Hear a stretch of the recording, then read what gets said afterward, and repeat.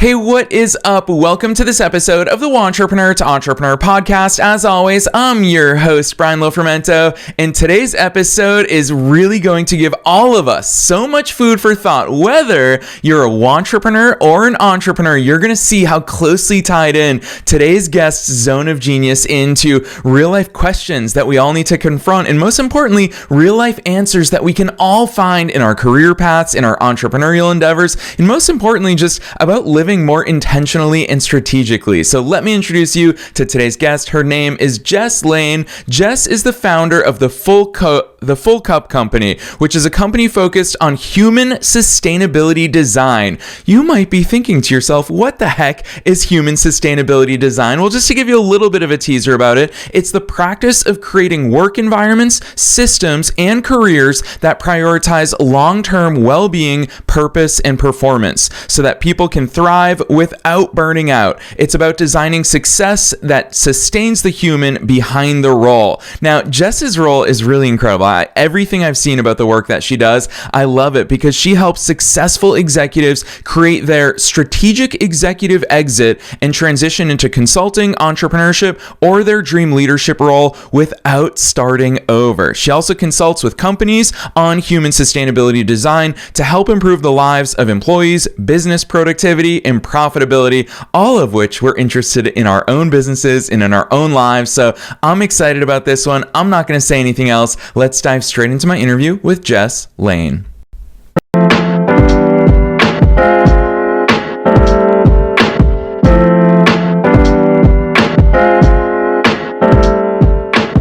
All right, Jess, I am so very excited that you're here with us today. First things first, welcome to the show.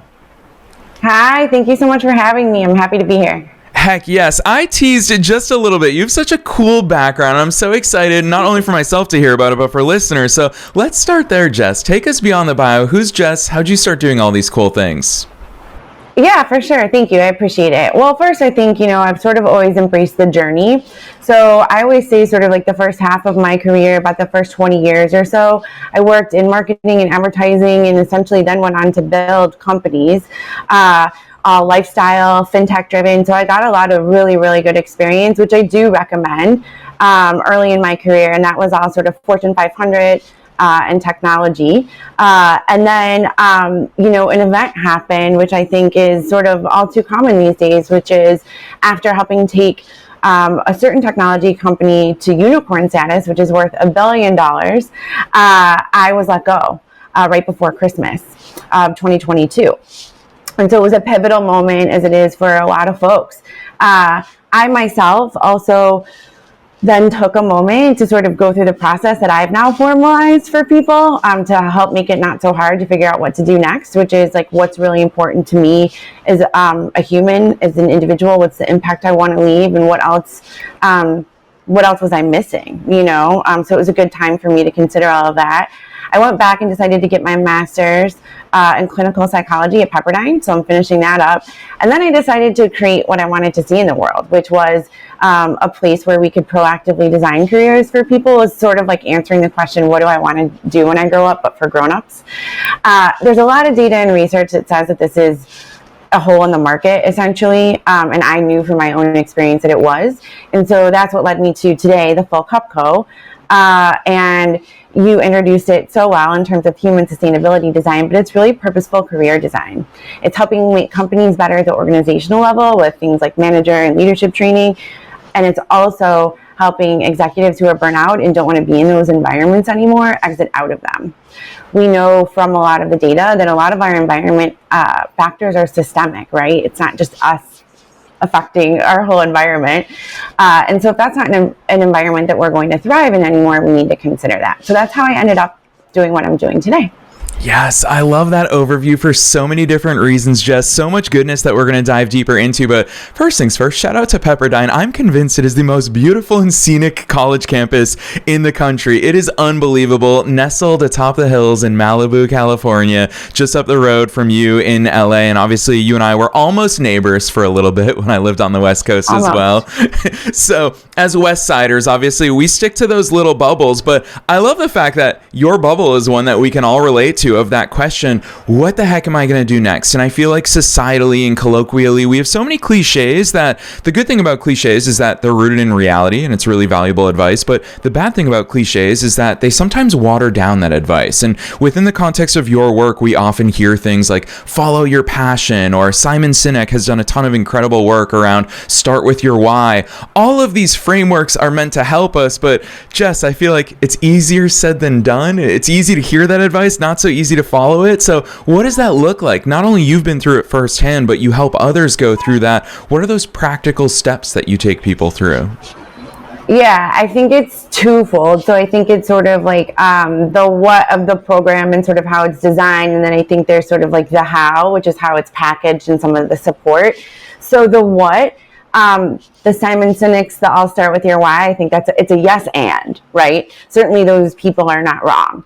And we know that there's a lot of data that comes from intrinsic change being the most sustainable change, meaning you can chase external goals and sure, that feels shiny and new, but if it's something that you have decided that you want for your own personal reasons, and we go through that exercise, so that's kind of part one. So where we end out is sort of your purpose on a page, but we've gone through a whole slew of things that basically help get you there, right? We've gone through your 360 wellness assessment across your 5 pillars of well-being. We've gone through your core skills, your values. One thing I think that's really big that people miss sometimes too is life experiences. So yes, work experience, but also life experience. What's happened to you? For instance, I was laid off.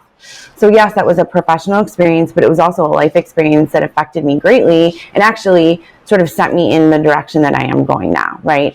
So I think that's a big one. And then I think another really big one, especially as we sort of get into our 40s and even the second half of our career, is this idea of the impact that we want to make on the world.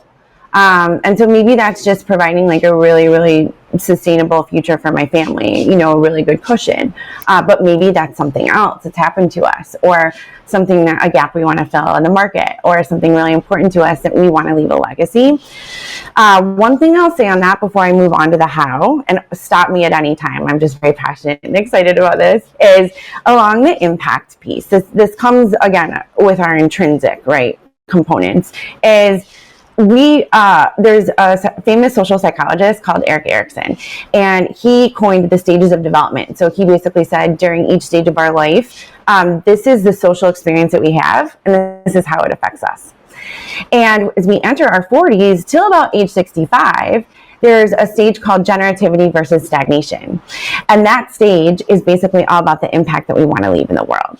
So in terms of sort of who I'm targeting, it's not to say that someone in their 30s couldn't join, of course, but it's more about sort of what is the impact and the legacy that we want to leave, and what are all the experiences that have led us here, and what are the skills that we have.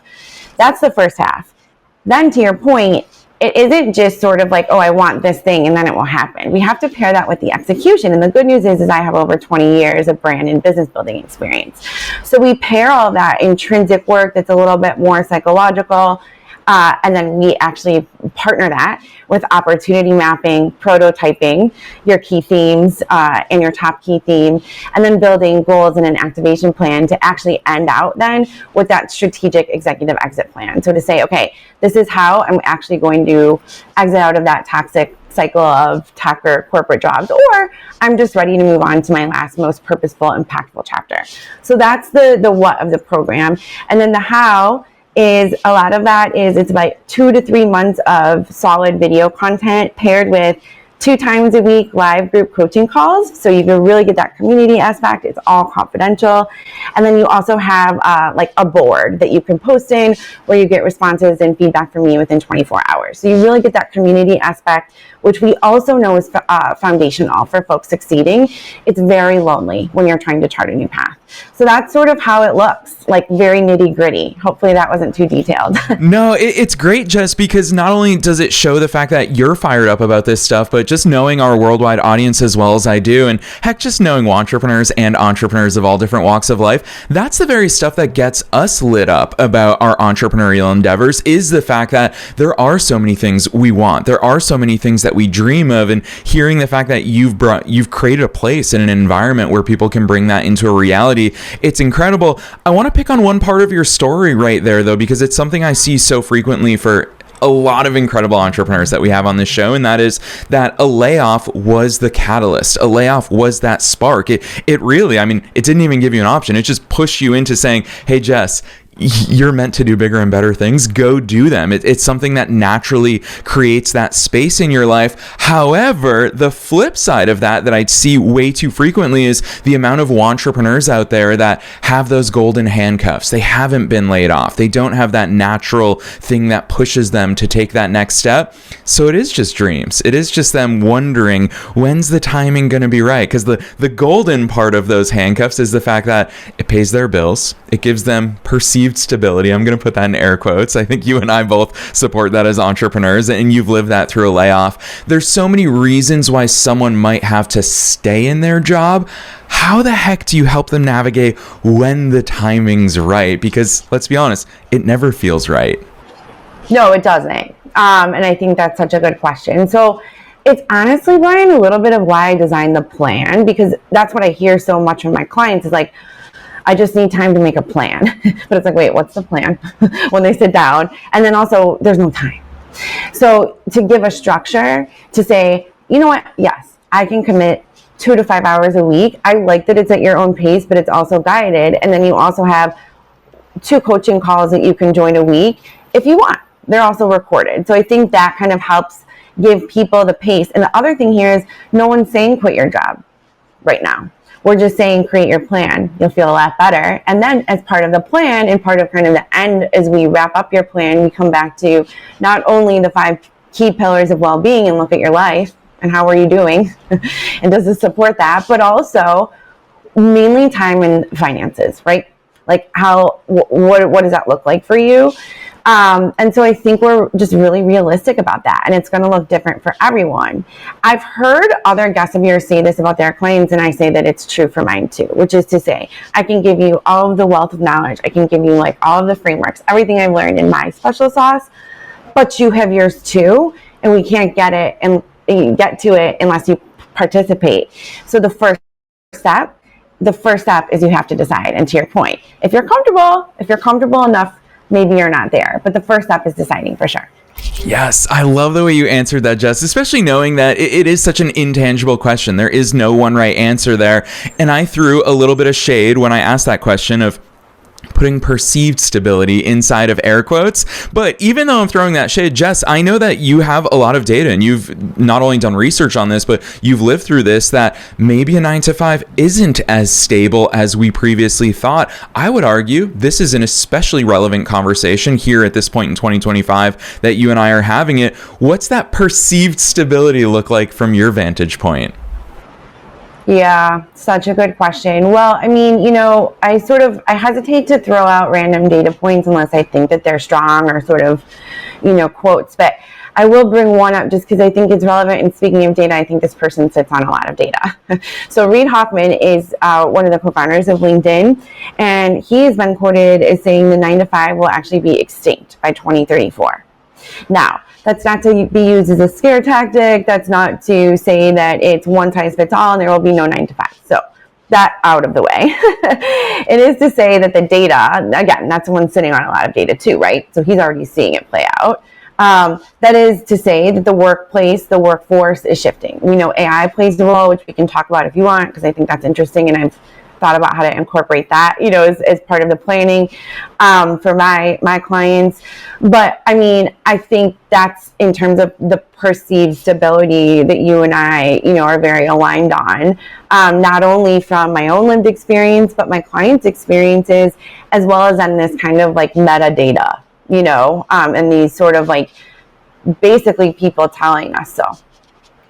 Yeah, you brought up AI, so I want to go there with you because as you're talking about this, it's actually it's a dichotomy that I'm looking at within the realm of our conversation, in that in the workplace, in a corporate role, AI is actually potentially a threat of some sort, obviously, because AI can do things that traditionally humans are doing. I mean, we even see it in fast food. How many McDonald's order kiosks are taking the place of people who are taking orders? So, of course, AI can replace human functions. But on the flip side of the coin, as entrepreneurs, it can be our superpower. Jess, you and I, if we're solopreneurs, we can get so much more done now in 2025 than, my goodness, when I started my first business in 2008, I was working 80 plus hour weeks because I had to get everything done. Now I'm getting things done that would have been multiple people back in 2008. So talk to us about that dichotomy of AI and the fact that it's threatening human roles and functions within companies, but at the same time, holy cow, it's opening up so many doors and possibilities. Yeah, well, I mean, you said it really well, and I think just sort of then maybe building on that. So it's a definite yes and. Here's what I think about AI as it relates, especially in terms of like what I do and what my clients said. I think you're right. I think number one, I've tried to incorporate it again as a tool, a research tool, within my program for sure. I think it's good for clients who aren't as familiar with it to get familiar with it. But I think also, to your point, it can help us, right?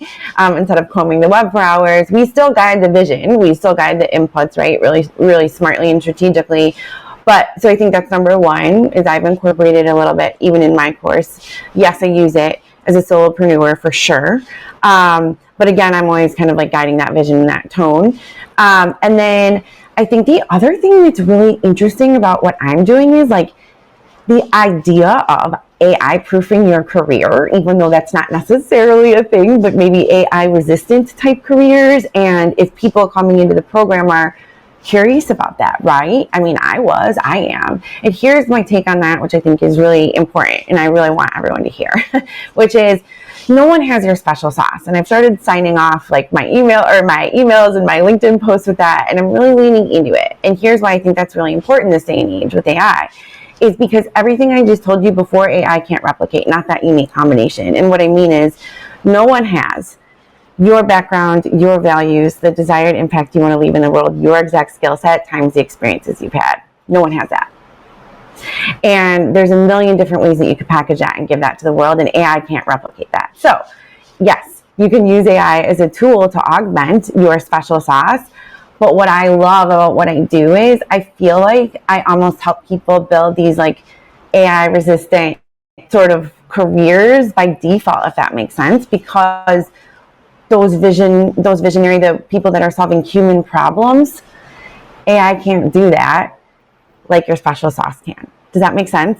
Yeah, not only does it make sense, Jess, I'll be honest, that's how I feel as a podcaster, because so Google launched Notebook LM, which I'll be honest, for everybody out there, if you've never tried Google's Notebook LM, try it, because it can generate podcast episodes from content that you upload. You could give it a book and it will create a podcast episode about that. I always used to think, they can never replace podcasting, but they can. But Jess, to your point, what they cannot replace is my lived experiences, my stories, as cheesy as sometimes when I talk about tennis or lessons that I've learned from chess and how I bring it into business. AI hasn't lived a life. It cannot be cheesy in that way. And it always brings me back to, I think about this quote so frequently, people won't always remember what you said, but they'll always remember what you made them feel. Sure, AI can say all the right things. We all know that. We all tap into AI, obviously. Jess, you and I turn to it for business advice and to bounce ideas off of, but it will not make us feel a certain way as connecting with a human. You and I were talking off the air about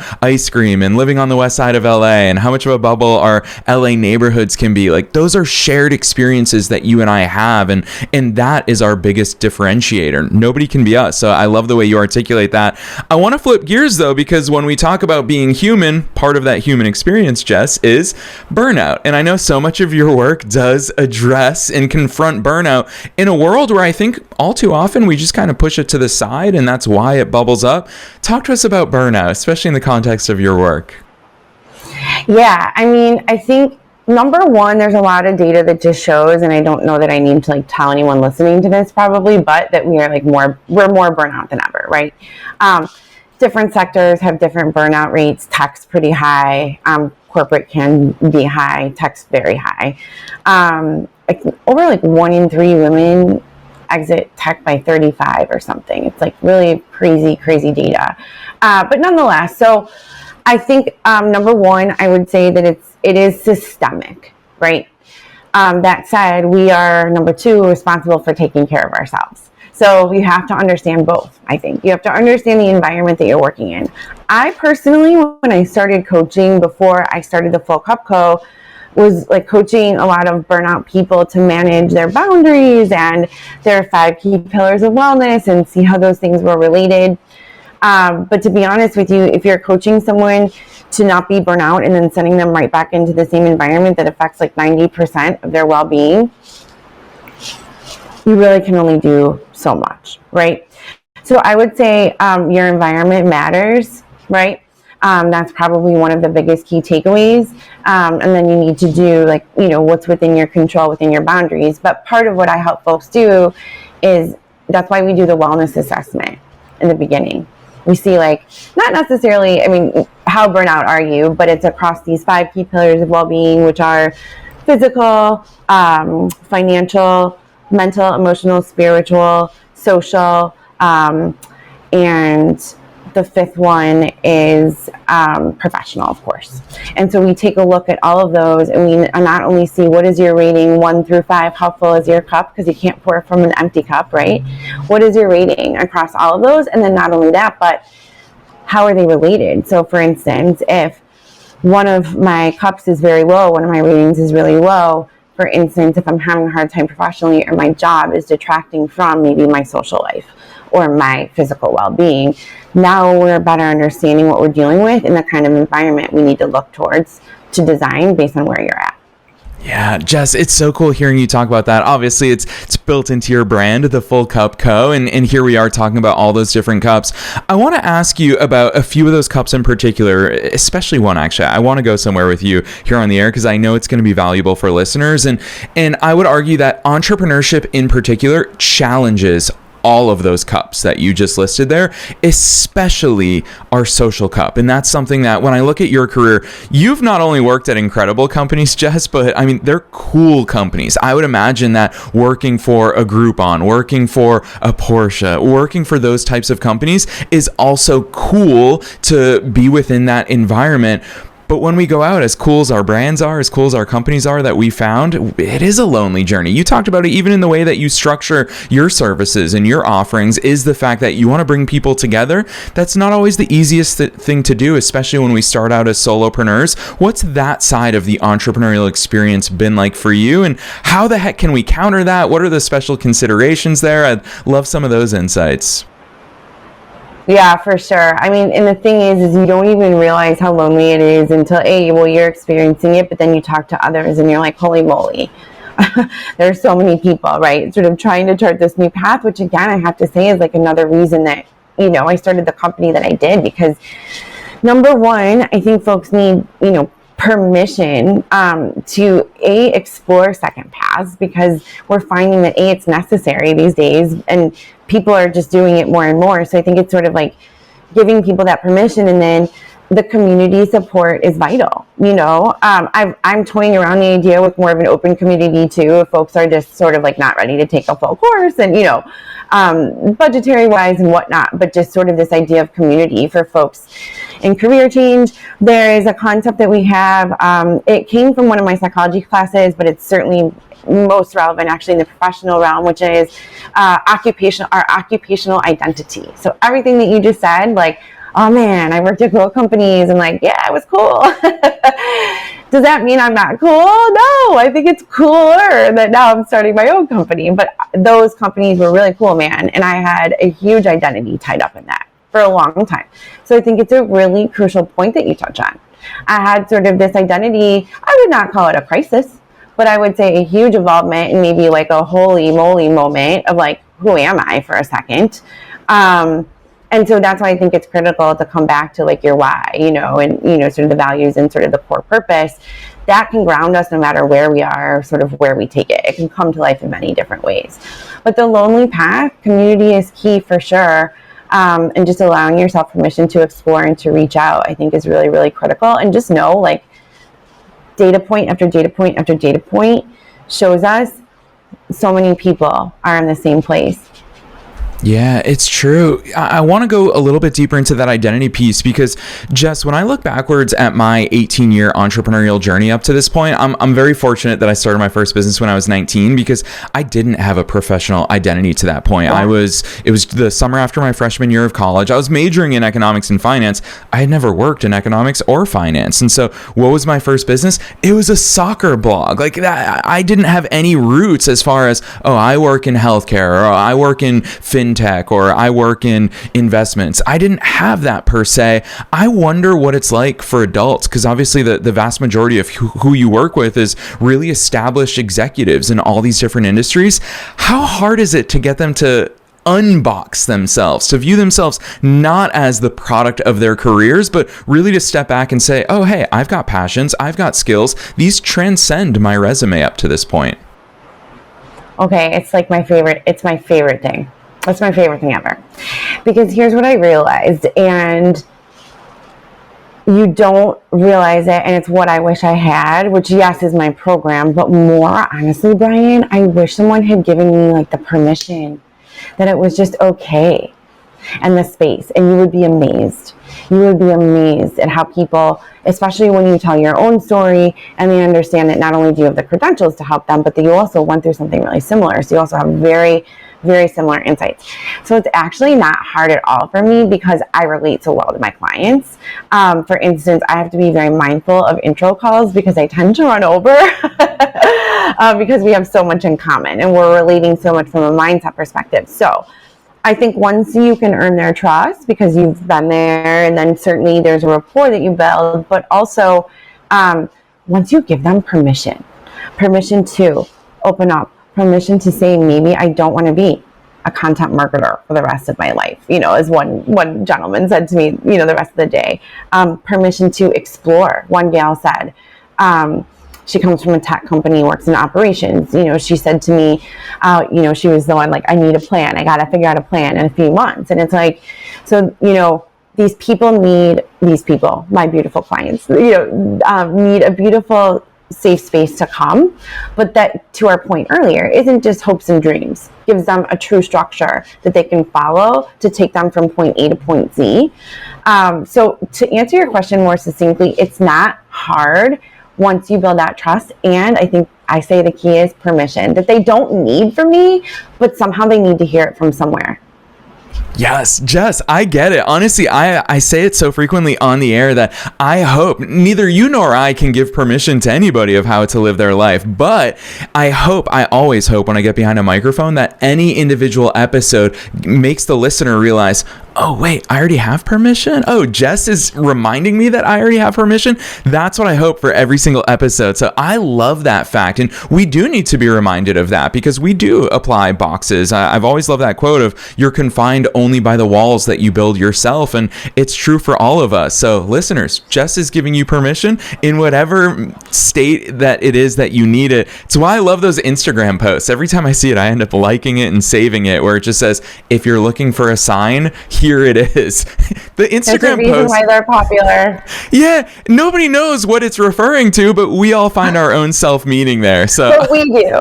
100%. I love it. Well, Jess, I'm always very excited to ask this question at the end of every conversation because they fly by. So I want to ask a super broad one that you can take in any direction that you want. And that is, what's your best piece of advice for listeners? You've already given us so much food for thought. We've talked about so many important concepts here in today's episode, but you're one of us. You're a fellow entrepreneur. And obviously we're being listened to by both entrepreneurs and entrepreneurs at all different stages of their own growth journeys. So what's that one thing you want to leave them with today? Yeah, for sure. I would just say, always remember, no one has your special sauce. If you feel called to solve a problem or a challenge or build something of your own, just remember, no one will do it exactly like you do it. And, that's where the magic lies. So no one has your special sauce. That's what I would leave folks with. Yes, I love that. Once again, giving us permission to also just be us. That is our biggest differentiator. Jess, I'll be honest, looking back at my college career, I feel like that was the biggest lie when professors talk about finding your unique selling proposition and finding your differentiator. It's us. We are our differentiators if we step into those. So I love that advice for our listeners. I'm very excited for people to go deeper into all the great things that you're up to. I love your website. It speaks so much to your personality, your passion. You ask big questions even on your website, Jess. Like, you literally leave those open-ended questions for us, the people visiting your website, to start thinking, gosh, am I ready? Have I thought about these things? Is this the time for me to step into action? So I'm excited for listeners to check it out. Drop those links on us. Where should listeners go from here? Oh, yes. You can find me on LinkedIn with Jess Lane, just Jess Lane. And then you can go to fullcupco.com to learn more. And you can also follow us at fullcupco on LinkedIn as well. Yes, and listeners, you already know the drill. You don't have to memorize those links. You don't have to try to find Jess. I'm sure there's a bunch of Jess Lanes on LinkedIn. You can just check the show notes no matter where it is that you're tuning into today's episode, and we're dropping those links down below in the show notes. So, Jess, on behalf of myself and all the listeners worldwide, thanks so much for coming on the show today. Thank you so much for having me. It was a blast. You're awesome, Brian. Thanks again.